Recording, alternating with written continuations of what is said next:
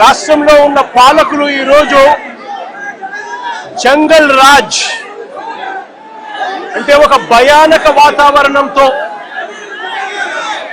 రాష్ట్రాన్ని పరిపాలించే కార్యక్రమం ఈరోజు జరుగుతూ ఉంది. నేను అడుగుతా ఉన్నాను, ఈరోజు అంబటి రాంబాబు అన్న విషయంలో జరిగిన విషయమైతేనేమి, ఈ మధ్యకాలంలో జరిగిన జోగి రమేష్ ఇంటి మీద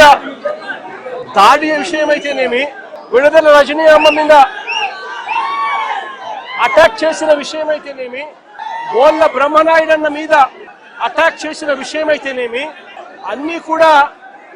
ఈ మధ్య కాలంలోనే జరిగిన ఈ కొన్ని ఘటనలు మాత్రమే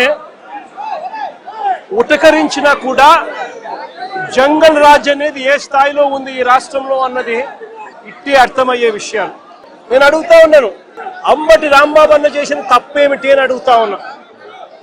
విడుదల రజనమ్మ చేసిన తప్పేమిటి అని అడుగుతా ఉన్నా, జోగి రమేష్ చేసిన తప్పేమిటి అని అడుగుతా ఉన్నా,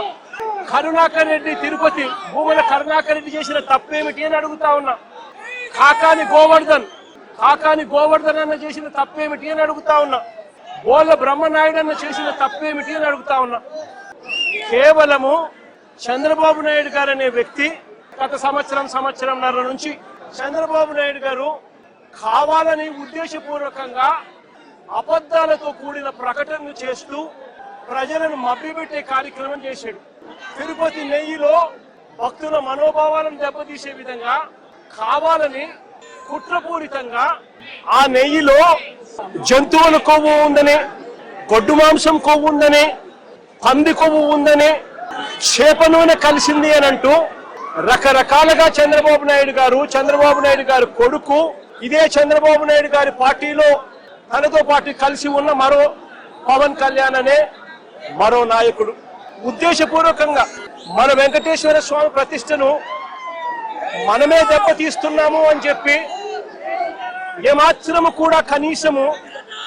దేవుడంటే భయము లేకుండా, దేవుడంటే భక్తి లేకుండా రాజకీయాల కోసం దేవుడిని ఉపయోగించడం మొదలుపెట్టారు. వీళ్ళు చేసిన ఆరోపణలు ఏదైతే ఉన్నాయో ఆ ఆరోపణలన్నీ కూడా అవాస్తవము అని, ఇటువంటివి ఏవి లేవు అని చెప్పి నిర్ధారణ చేసి సర్టిఫికెట్లు ఇస్తే ఆ సర్టిఫికెట్లు సాక్షాత్తు సిబిఐ వాళ్ళ సిబిఐ ఛార్జ్ షీట్ లో ఈ ఎన్డీడీబీ సర్టిఫికెట్, ఎన్డీఆర్ఐ సర్టిఫికెట్ రెండు కూడా పెట్టి సిబిఐ ఛార్జ్ షీట్ కూడా క్లోజ్ చేసింది.